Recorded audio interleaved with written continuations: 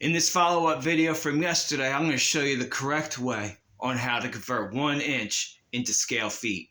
Let's get over to the calculator. All right, so in HO scale, it's 187. 1 inch of the model, 87 inches in real life.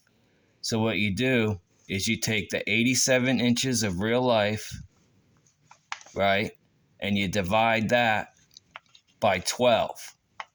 And that gives you 7.25. So a little over 7 feet. All right. And then you could do the same thing with all the scales. For real life, inches for N scale is 160.